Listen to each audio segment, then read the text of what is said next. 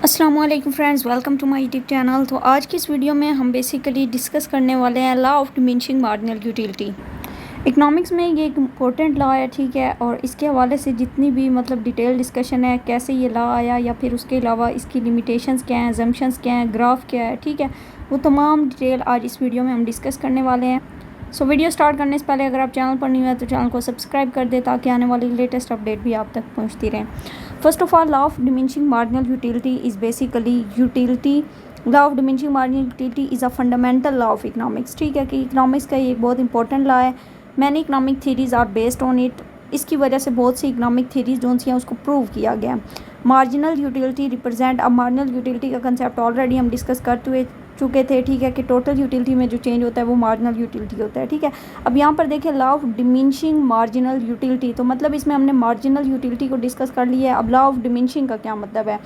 It is our common experience that when a person has strong desire for a good, its use give him a lot of satisfaction. In economics we say that the good has great utility for him.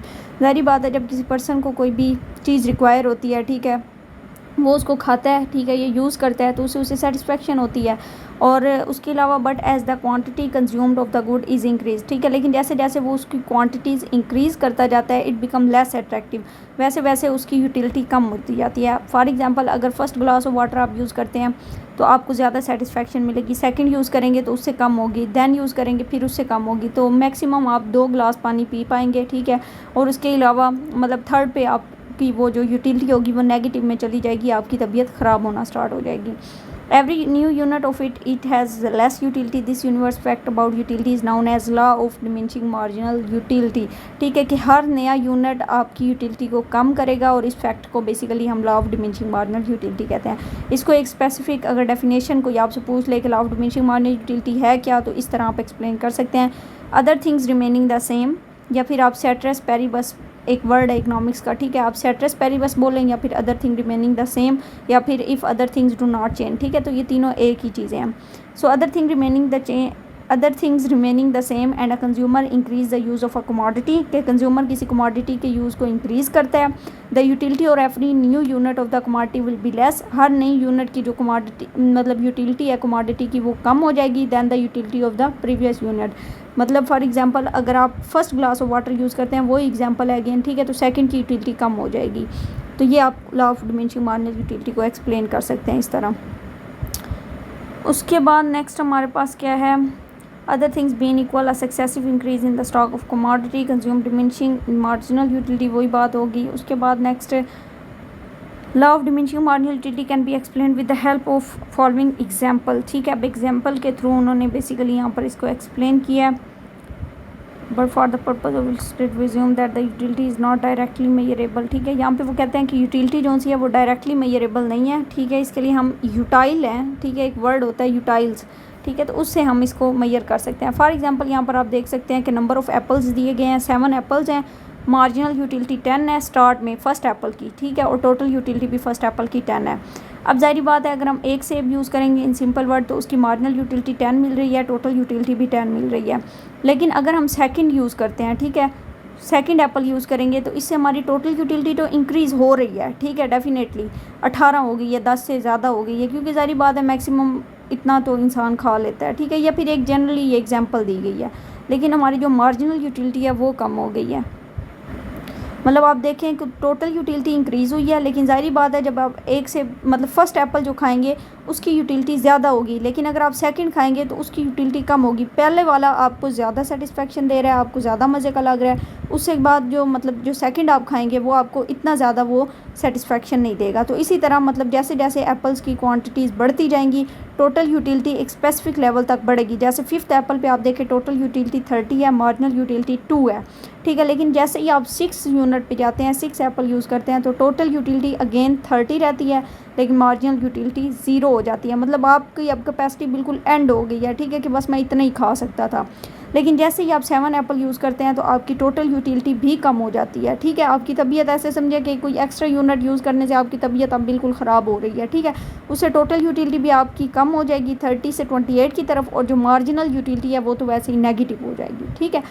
आप ऐसे समझ लें कि एक person बीमार है, ठीक है, और वो हॉस्पिटल जाने वाला है, ठीक है, वो उसकी नेगेटिव हो गई है मार्जिनल यूटिलिटी। तो इस तरह आप इसकी एग्जांपल ले सकते हैं। लेकिन ये बहुत इंपॉर्टेंट, यहाँ पे हमने प्रीवियस लेक्चर में भी डिस्कस किया था इनका रिलेशनशिप, कि जब हमारे पास टोटल यूटिलिटी स्टार्ट में इंक्रीज़ होती है तो हमारे पास क्या होती है, मार्जिनल यूटिलिटी डिक्रीज़ होती है, ठीक है। लेकिन जैसे ही टोटल यूटिलिटी मैक्सिमम होती है तो मार्जिनल यूटिलिटी ज़ीरो हो जाती है, और जब टोटल यूटिलिटी नेगेटिव होती है, नेगेटिव नहीं सॉरी डिक्रीज़ होती है, तो मार्जिनल यूटिलिटी नेगेटिव में चली जाती है। तो ये एक इंपॉर्टेंट इनका रिलेशनशिप है जो सम टाइम पूछा जा सकता है। ओके उसके बाद है law of diminishing marginal utility can also be explain in the graph, ठीक है। अब ग्राफ में उन्होंने क्या किया, एक साइड पे मार्जिनल यूटिलिटी ले लिया, एक साइड पे एप्पल्स ले लिए हैं, ठीक है। और जैसे ही वो पॉइंट मतलब फर्स्ट एप्पल पे 10 मार्जिनल यूटिलिटी है, सेकंड पे 8 है, थर्ड पे 6 है, फोर्थ पे 4 है, ठीक है, और फिफ्थ पे 2 है, और फिर उसके बाद सेवन्थ में नेगेटिव -2 में चलेगी, तो इसका जो कर्व बनेगा वो डाउनवर्ड स्लोपिंग होगा, ठीक है। तो ये डाउनवर्ड स्लोपिंग कर्व होगा इसका। उसके बाद नेक्स्ट इसकी कुछ अजम्पशंस हैं, ठीक है। अजम्पशंस कौन सी हैं, अब इन अजम्पशंस को एज इट इज़ आपने याद रखना है, क्योंकि अगर ये अजम्पशंस होल्ड करती हैं, मतलब अगर यही सिचुएशन है, तब लॉ ऑफ मतलब marginal utility law of diminishing marginal utility hold करेगा। अदरवाइज़ अगर इनमें से एक भी अजम्पशन वायलेट होती है, नहीं एक्सेप्टेबल होती या नहीं फुलफिल होती, तो हमारे पास law of diminishing marginal utility के जो रिजल्ट हैं वो डिफरेंट हो सकते हैं। पहली हमारे पास क्या है, nature of the commodity should not change, ठीक है। मतलब ये है कि आप अगर एप्पल यूज़ कर रहे हैं तो आपने एप्पल को ही अप्लाई करना है, ठीक है। ऐसे नहीं है आप एप्पल एक खा लें और फिर ऑरेंज ले आएँ और फिर कहेंगे इसकी टोटल यूटिलिटी और मार्जिनल यूटिलिटी चेंज है, ठीक है। तो इसलिए आपका जो कमोडिटी है उसकी नेचर एक होनी चाहिए, ठीक है, एक ही कमोडिटी आप यूज़ करेंगे। उसके बाद है suitable unit, if units of consumption are not of a normal size the law may not prove true, ठीक है। वो कहते हैं कि अगर फॉर एग्जांपल आप एप्पल यूज़ कर रहे हैं तो उसके यूनिट्स भी इक्वल होने चाहिए। ऐसा नहीं है कि पहला जो एप्पल आप यूज़ कर रहे हैं उसका टेस्ट और है, सेकंड जो यूज़ कर रहे हैं उसका टेस्ट और है, थर्ड जो यूज़ कर रहे हैं उसका टेस्ट और है, ठीक है। तो टेस्ट वाइज या फिर सूटेबल यूनिट्स मतलब यूनिट्स वाइज सेम होना चाहिए। जैसे यहाँ पे एग्जांपल दी है, if a 30% drinks water bye spoon marginal utility में राइज इन द बिगनिंग, ठीक है। कि वो कहता है कि आप देखें अगर एक पर्सन है, ठीक है, उसको प्यास लगी है, अगर वो पानी पीता है स्पून्स के साथ, ठीक है, चम्मच के साथ, तो डेफिनेटली जब वो स्टार्ट में पिएगा फिर पिएगा फिर पिएगा तो मार्जिनल यूटिलिटी तो बढ़ती जाएगी, क्योंकि उसको सिप ही थोड़ा सा मिल रहा है। तो जब आप ग्लास ऑफ वाटर पिएंगे तो उसकी और होगी। तो इसलिए मतलब आपने एक ही यूनिट रखना है कि अगर आप ग्लास में पी रहे हैं तो आपने एट द एंड ग्लास तक ही चलना है, अगर आप स्पून में पी रहे हैं तो आप spoon he at the end तक ले जाएंगे। कॉन्टीन्यू कंजप्शन, ठीक है, कि अगर आपको प्यास लगी है तो आपने क्या करना है, फॉर एग्जांपल एक ही टाइम पे कॉन्टीन्यूस कंजप्शन, ठीक है। 1 घंटे के अंदर अगर आपने मतलब आपको प्यास लगी है, 1 गिलास पिया, second, third, fourth, fifth, seventh, ठीक है। तो इस तरह करके, ऐसा नहीं है कि अगर आप 1 गिलास सुबह पी रहे हैं, 1 गिलास शाम में पी रहे हैं और फिर उसको ऊपर law of diminishing marginal utility जो है वो अप्लाई कर रहे हैं, तो वो डेफिनेटली नहीं अप्लाई होगा। मॉर्निंग में भी आपको प्यास लगी होगी, इवनिंग में भी लगी होगी, लेकिन आपने अगर ये अप्लाई करना है law of diminishing marginal utility तो आपने क्या करना है, एक ही टाइम पे उसको अप्लाई करना है, ठीक है। ऐसा नहीं है कि आधा काम आप सुबह करें आधा शाम में करें। उसके बाद taste and attitude of the consumer remains the same, ठीक है, कि कंज्यूमर का जो टेस्ट है वो भी सेम रहे, उसके अलावा उसका जो एटीट्यूड है उस हवाले से, चीज़ें खाने के हवाले से वो भी सेम रहे, ठीक है।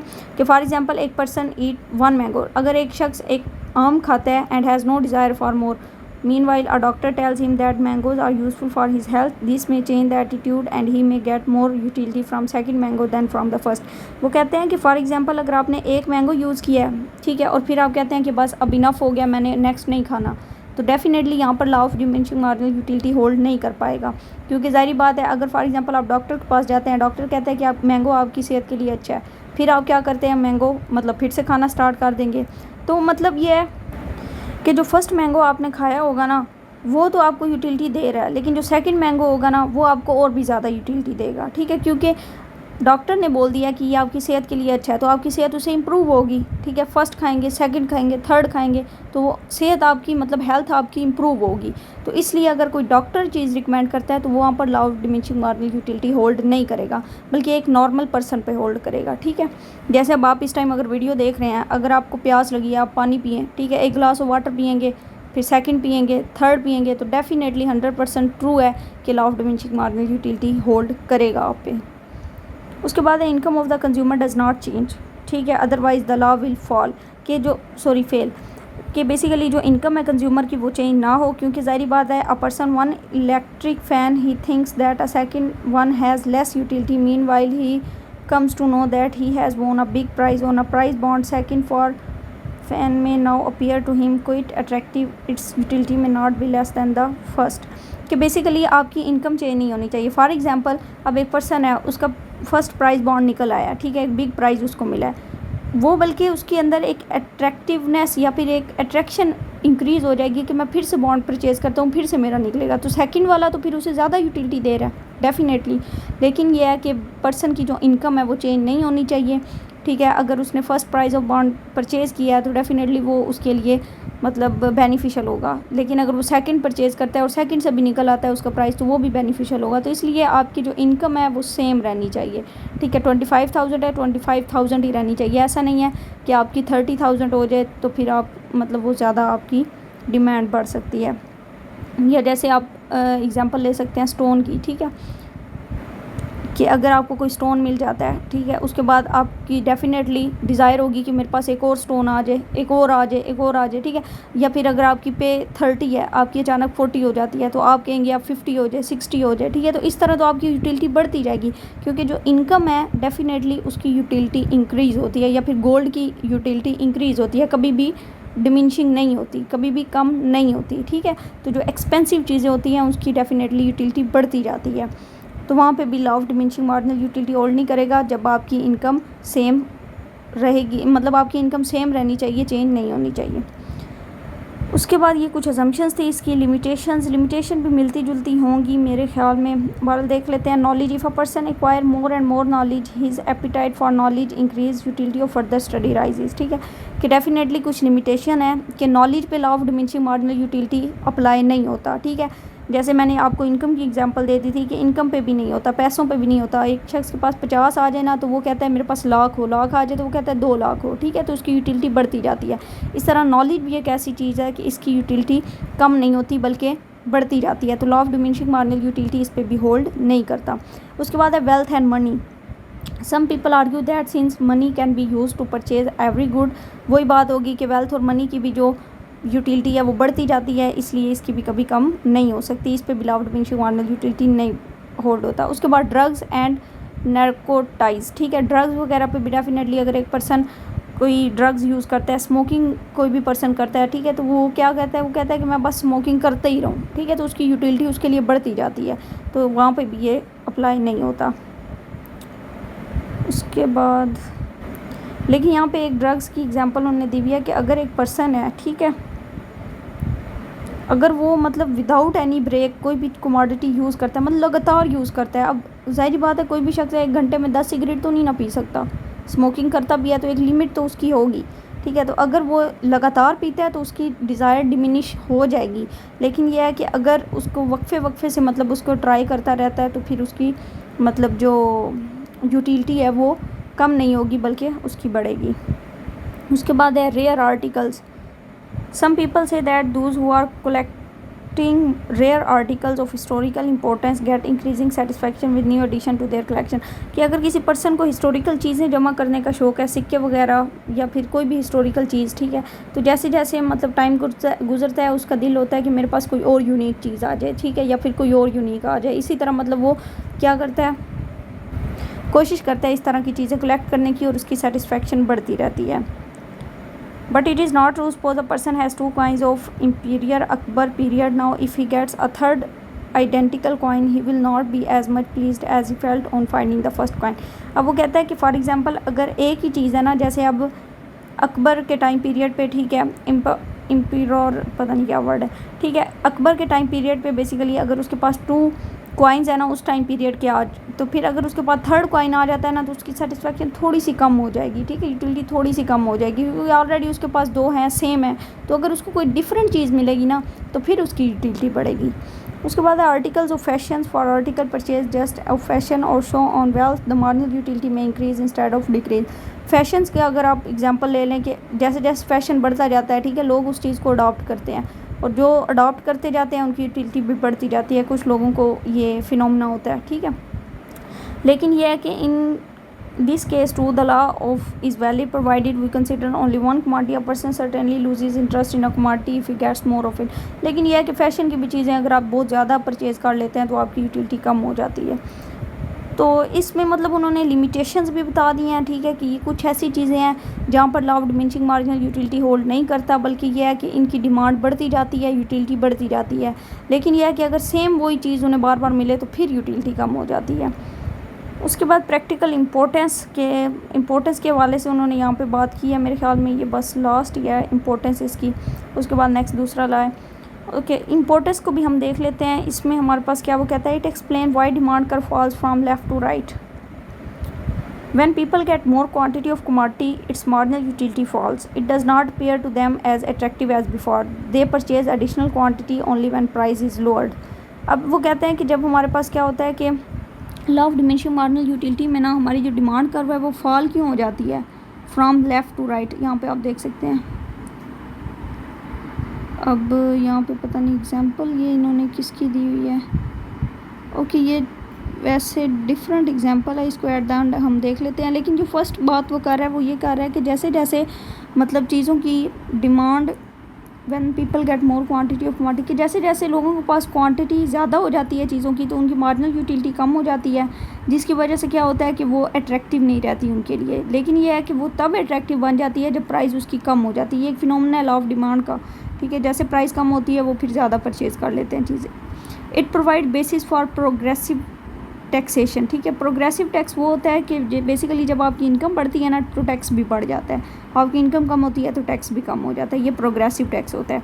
When income of person increase marginal utility of money falls if the person with high income has to pay tax at the same rate as a poor person, ठीक है। कि अब वो कहता है कि बेसिकली मतलब अगर एक पर्सन की इनकम बढ़ रही है ना, मतलब स्टार्ट में हमने बात की थी कि अगर किसी की इनकम बढ़ती है तो डेफिनेटली उसकी यूटिलिटी भी बढ़ जाती है, क्योंकि कोई भी शख्स ये नहीं चाहता कि उसके पास इनकम कम हो, बल्कि वो चाहता है ज़्यादा से ज़्यादा पैसा हो।